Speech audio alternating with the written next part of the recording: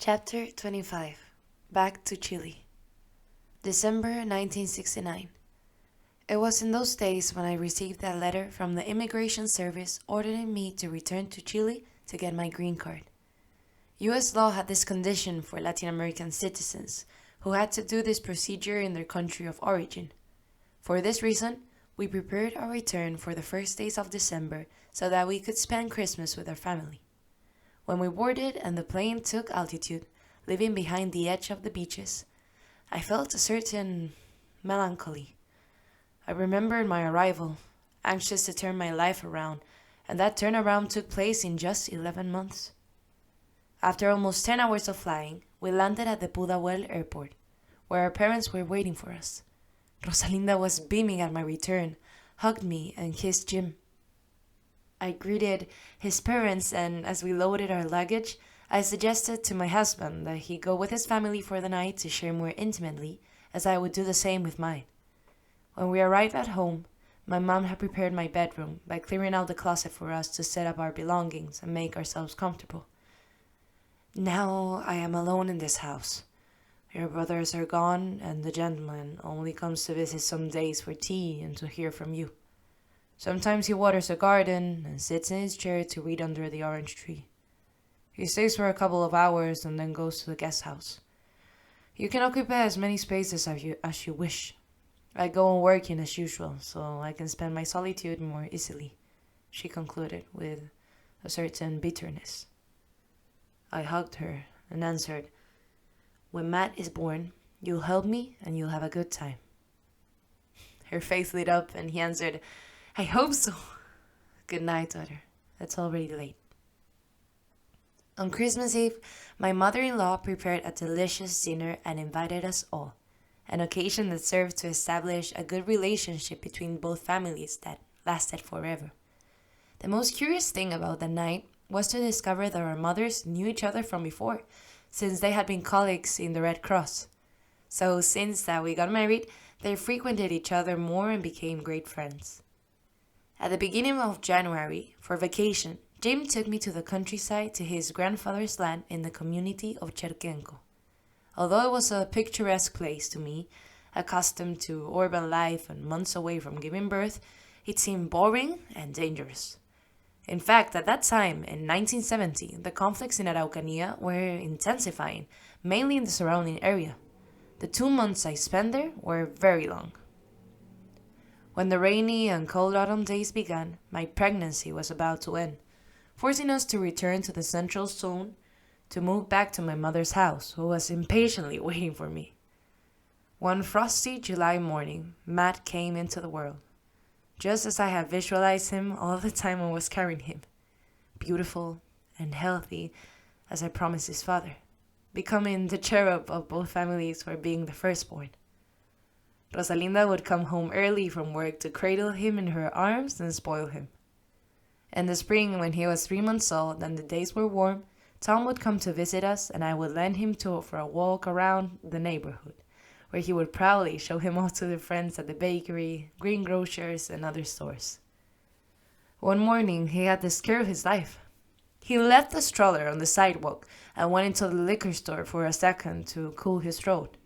Some friends hid the baby behind the vegetable basket, and when he turned around, he didn't see the baby, and his head was on the verge of a heart attack. The man, seeing him so dismayed, said to him, "It's a joke. Here's the grandson." Tom quickly returned home, agreeing to keep it a secret between the two of them. "No stories to your mommy, and even less to your grandmother," he whispered, fostering a special complicity between them. However, Rosalinda, who always followed in his footsteps, soon found out what had happened and suggested me. "Don't let Matt to Tom again. He's too responsible." I obviously ignored her and the walks continued. On another occasion, on Palm Sunday, after Mass, there was a great bustle in the main square. The band was playing in the gazebo, children were running around, there were vendors selling nougat, wafers, and colorful balloons with sticks. Matt wanted one, but Tom didn't have a penny, so the little boy started crying and crying for the balloon that all the kids had. Tom quickly thought of a way to solve the problem and make his sweetheart happy. He looked around, waited for the salesman to be busy doing business, turned the stroller in the direction of retreat, and snapped the balloon stick that Matt was pointing at.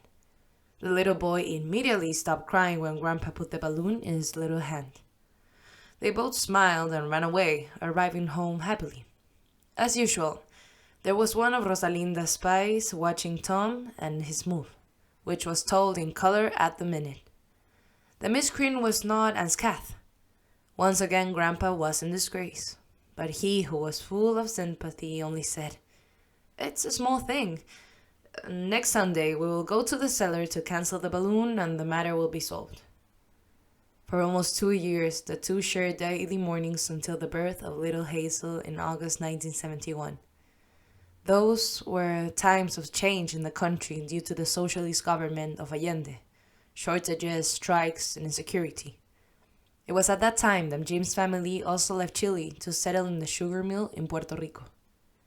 With the end of Rey's presidency and the triumph of the social president Salvador Allende, the nationalization of copper culminated after the constitutional reform of the National Copper Ministry in 1971. The foreign companies in charge of mining must abandon their offices to leave them in the hands of the Chilean government. Ralph, disillusioned and dejected by these events, cancels his plans to retire in the countryside when he sensed that communism is taking over the country. In a short time, he contacts his friend and former co-worker, Pete Mitcherhill, who was living in Puerto Rico working in a sugar mill. He offers him to be in charge of the cane transportation department, a position similar to the one he held for years at El Teniente Ore, with the copper wagons. The idea of working and living in the tropics excites him and gives him new hope. They are especially encouraged by the fact that their son Jim and his family are living on the island. The place is a sugar mill in the southernmost part of the country, and your job will be to supervise the wagons that transport the sugar cane from the sugar cane fields to El Ingenio plant. There, it is processed and taken to the port where it is shipped to the United States. El Ingenio had a beautiful camp with typical Caribbean wooden houses and terraces enclosed with mosquito nets. After settling there, Ralph and Emma are happy with the warmth of their neighbors. Life is simple and casual. Dress is more casual, meals are lighter, and the conviviality is relaxed, honoring the pleasant personality of the Puerto Rican. Ralph, being in the tropics, remembers his time in the Gulf of Mexico, where he enjoyed the sea so much in the province of Yucatan. In fact, back then, he built himself a small sailboat to get close to the coast and practice underwater archaeology in search of some historical treasure. That memory now inspired a new dream: to build a 40-foot trimaran. He bought books, maps, resumed his nautical studies, and visited different marinas to learn all the details concerning the construction of his boat. He even contacts the designer of the models he plans to build for advice on the specifications of the plans. This time, when he retires, he has a dream of sailing different oceans, aimlessly, wherever the sea takes him. He begins by building a large shed equipped with everything he needs for his work. He will spend entire days cutting and sanding different wood, which he carefully assembles using different materials. There is one called epoxy that he uses daily for coating and waterproofing. This toxic, being in direct contact with the skin for years, was causing irreversible and silent damage. After 6 years, the project is coming to an end.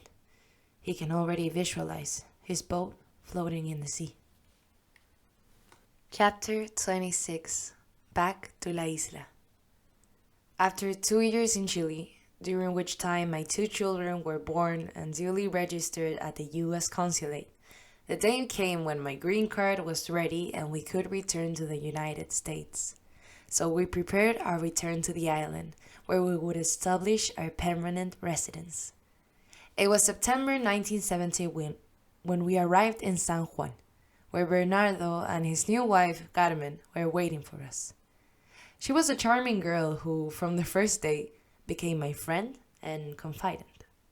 I must say that my brother had separated from Taina a few months after introducing her to me, and that she died of leukemia when their daughter was 14 years old. Clara, the grandmother, took care of the teenager. We rented a house in Ocean Park, next to the beach where, with Carmen, we spent time enjoying the delight of the sea. She helped me with Matt and Hazel as we made sandcastle.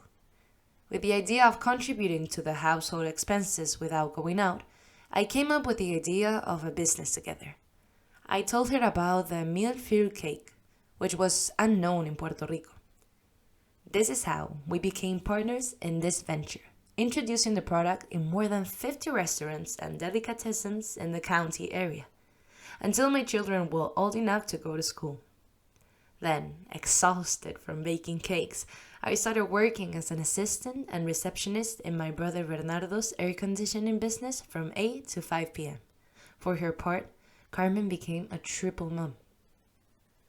I sometimes recall with nostalgia those first 4 years, which I believe were the best of my life.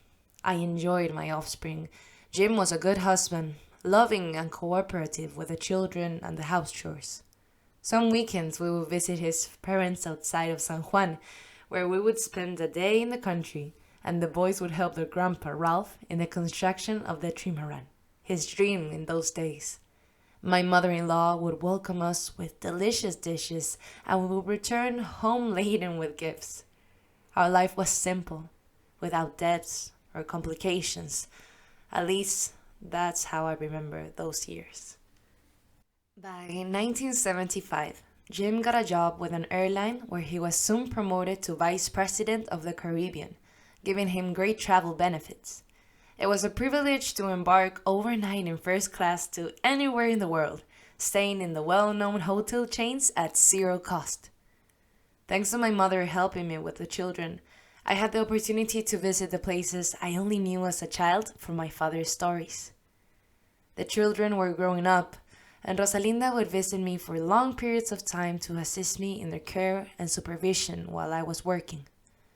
This happened because she had already retired, and after a bad decision, she had lost her house, the only patrimony she had as a result of her hard work. For this reason, before one of the many trips to Puerto Rico, Rosalinda left Tom in a boarding house with a family she knew, who held him in high esteem and gave him special treatment as the doctor's husband. Obviously, he, with his charm, won the affection of all the servants and guests with whom he shared a cup of tea or his shot of navegado, a traditional mulled wine with orange peel in the afternoons. During these evenings, he would entertain his guests with his fantastic trips around the world. They would listen to him in complete silence, and he would cleverly tell them that, to continue his story, he needed something to soak his throat with. In spite of this, Tom wrote to me telling me of his lonely life and how much he missed us. A few days later, I received disturbing news. My brother Baltasar called me to tell me that our father had suffered a stroke. Apparently, it was the result of having emptied a bottle of Bacardi rum. He was overcome with nostalgia and his organism could not resist, leaving him partially immobilized. Thank God he was rescued and hospitalized in time. I was able to fly that same night to Santiago, arriving in the morning directly to the hospital in Rancagua. When I approached his bed, he felt my presence and winked at me to welcome me. Little by little, he recovered. I want to believe that the recovering was a result of my daily visits, and after a week, we transferred him to an intensive treatment clinic in the hot capital, on the doctor's advice. In a few months, he was sitting in a wheelchair where, for almost a year, he had special care without tasting a drop of alcohol, since he could not even walk. There he was cared for by a girl named Patty, a single mother who took a liking to him and told her 1,000 lies, such as that he was rich and that when he got out of the confinement, he would marry her. The girl believed all the stories and had illusions until one morning Deborah appeared and talked to both as only she was capable of doing. Anyways, this relationship continues to such an extent that it would change the girl's life. Taking advantage of the affinity between the two, my sister offered Patty to go to her house in Miami as Tom's private nurse for a period of 1 year and a succulent salary in dollars. The girl was ready to leave within a week, as she could not miss such an opportunity.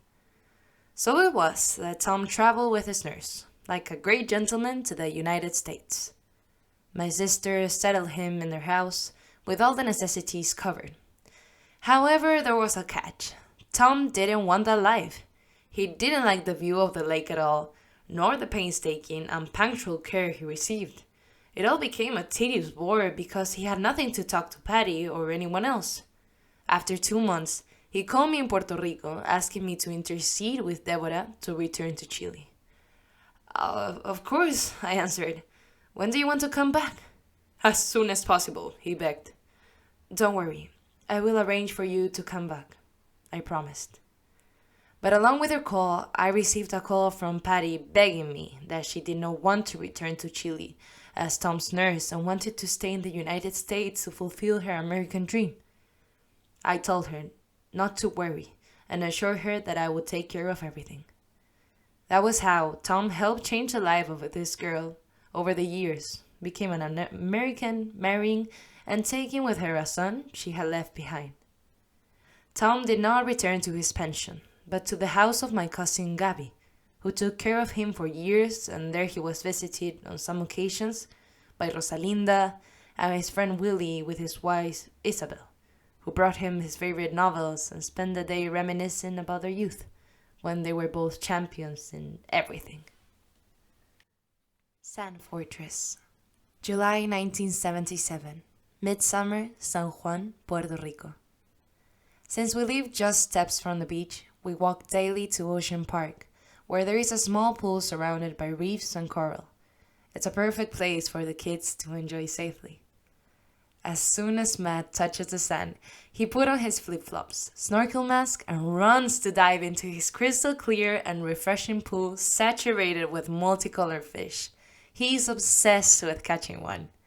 He slaps his hands all over the place as the playful fish scurry about, pretending to dance around him. Hazel and I watch him in silence, sitting on the shore where the waves come and go, leaving our legs covered in foam and little shells. Now a group of young people run into the sea with their boards, lay down on them and go in, looking for the crest of the wave. Then they stand up and begin to balance themselves until the wave moves them back to the shore. It is a spectacle to watch them. I feel the sun burning our backs. I invite Hazel to cool off with Matt. He spots our feet under the water and surfaces, takes off his mask and throws it furiously. I can't even catch one! They're getting away from me! I look at him, smiling. Apparently, they are smarter than you. He turns around and walks under a palm tree, where he sits in the shade and watches the surfers, visualizing himself doing the same, dominating the waves. We dive into the water. My little girl floats, and I hold her in my arms. I look up at the radiant sky and feel God's energy. It is a magical moment. The chime of a canoe boat brings me back to reality. We climb out of the water to catch up. Hazel, run and ask for 2 pineapples and 1 coconut. The man begins to scrape the iceberg with his glove, makes the mold and pours them into the paper cones. Then he squirts the syrup, 2 yellow and 1 white. We approach Matt. Take this sweetening so that you will get rid of the tantrum. While we enjoy the syrup, I propose to build a sandcastle. Yes, yes, they chant. Let's make it like the fortress of Santa Catalina, big and strong. Matt starts digging with a shovel. He sends his sister to fetch buckets of water to seal the sand. I watch excitedly. I feel an urge to stick my hands in and knit with them. I don't remember having this experience as a child with my mother at the beach. Hazel pours the water down the feet outside the walls her brother has built. I can resist and kneel down to join them. It was not just any castle. We took great pains to polish the details of the towers and even the sentry box. It was time to leave, and we stood up to proudly admire our fortress. The children's eyes were shining, and I think mine were too. It looked like an indestructible enclosure. Take your tools, children, It's getting late and dark. It looks like it's going to rain. We walk up to the boardwalk. At a certain distance, Matt turned and shouted, "Look! Mom, a wave is washing away our castle." The three of us turned and silently contemplated how the water turned the seemingly impregnable construction site that we had built with so much enthusiasm into shapeless mounds of sand. Walking back, that image made me think of the fortress I was trying to build with my family. Would my castle be that unshakable? Chapter 27. Trimaran Without Sea. It is May 14th, 1979, when Ralph turns 65, a date that coincides with his retirement, from which he has already received his first payment. He is finishing his dreamboat project and is visualizing himself at sea with Emma. "Soon I will sail away with you. You will come with me on this adventure." She looks at him doubtfully and he insists, "I need an assistant." "I don't think I have a choice. I'll be your second in command." In the evening, after celebrating his birthday, the children and grandchildren leave.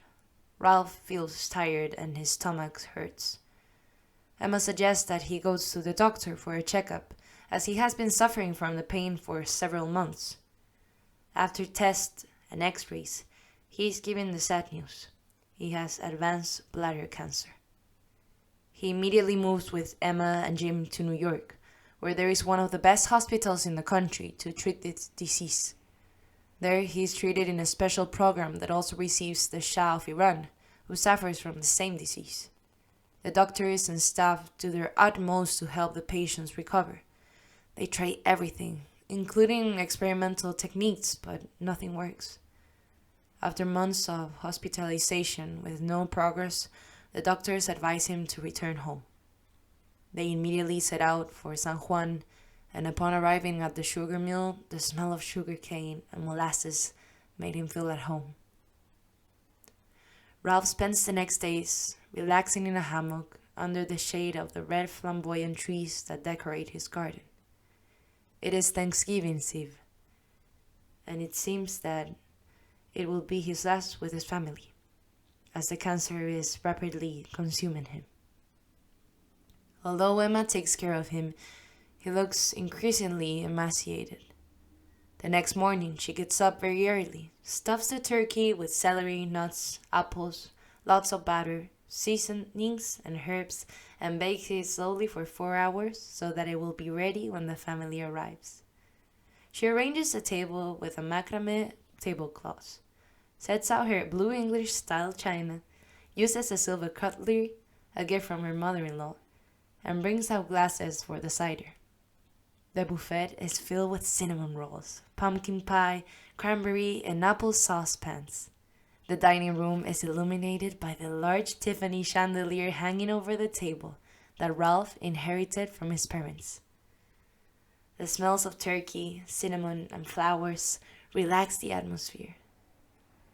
It is midday when the sound of a car is heard and a child's voice shouting, "Grandma!" It is the family of Susan, Jim's sister, with her son Luisito. Then we appear, entering through the kitchen just as my mother-in-law takes the turkey out of the oven. The grandparents give thanks and bless the food. The children comment on the deliciousness of the lunch. No one talks. They just savor the delicious food. Ralph doesn't feel like eating anything and barely takes a bite, but it's good enough to have his family together. As evening falls, everyone returns to San Juan and the neighbors begin to be heard going from house to house singing parrandas and Christmas carols, a Spanish tradition that has been preserved to welcome the Christmas season. At dawn, a pilgrimage announces the masses. Days later, despite the festive atmosphere and the care of his family, Ralph could no longer resist and began a lethargy that led to his death in the early morning of December 8th. When she felt him expire, Emma sat on the edge of the bed, took his hand, caressed his face, and contemplated him with great sorrow for an indefinite period of time. After recovering, she called her children, who were already expecting this outcome, and after talking it over, they decided to fulfill Ralph's wishes, to cremate him and scatter his ashes out the sea in San Juan Bay. However, after the cremation, the urn remained at home for several years. No one dared to take that step. Once home from the crematorium, Emma poured herself a cup of coffee along with her usual cigarette. Then she went to her room to rest. Ralph would no longer be by her side, and she would have to get used to his absence. There were only memories of the 30 years they had been together. The sleepless nights planning the boat adventure, thinking the menus she would cook at sea, and so many other dreams that could not be fulfilled. It was 6 o'clock in the morning when he felt some jibaros walking towards the cane fields. She opened the window to let the sun in and saw next to the bird feeder a pair of warblers bathing, shaking their plumage while others flew from branch to branch. She went out into the garden to see them up close and listened to them chirping. He walked among the mango trees that had fallen fruits, simulating a golden carpet on the ground. It was Ralph's favorite fruit. He would juice them or freeze them, and then the temperature climbed above 90 Fahrenheit. He would eat them to hydrate himself while working on his boat. He continued down the little road, and on one side under the huge shed was the trimaran, silent, ready, waiting for its captain to set sail. Emma raised her eyes to heaven, wondering why Ralph had to give up his true dreams. The previous one had been to retire in the Huaco countryside, raising cattle and riding freely among forests and mountains. The crisis of the Allende government forced him to emigrate, abandoning this project and leaving behind all his patrimony. When he settled in the Caribbean, he was captivated by the blue of the sea, and a new illusion was born. Emma remembers the morning when Ralph, sitting in the kitchen while sipping his cornflakes with milk, told her, "I will build a boat big enough so that in retirement we will sail aimlessly." He worked hard for 6 years. He cut, polished, and assembled each piece of wood, making them fit perfectly. Everyone did their bit. The grandchildren climbed on the boat to reach him for tools. His children helped him stretch the canvas and sew the sails, and Emma encouraged him all the time. He planned to launch his boat when he turned 65. He never imagined that fate would never allow him to set sail. Emma sobbed, not understanding why Ralph could not fulfill this longing either. She continued for years in the house, for she was accustomed to large spaces, and in San Juan she would not get such a comfortable dwelling, a quiet place where the doors remain open day and night without any danger. On Sundays, her children and grandchildren would visit her, and she would entertain them during the week by preparing their favorite meals: noodle soup for Jim, chili for Susan, muffins and donuts for the children. Years later, little by little, her memory began to fade from this reality. Increasingly discouraged and lonely, Emma became more and more faint, to the point of even forgetting Ralph's image.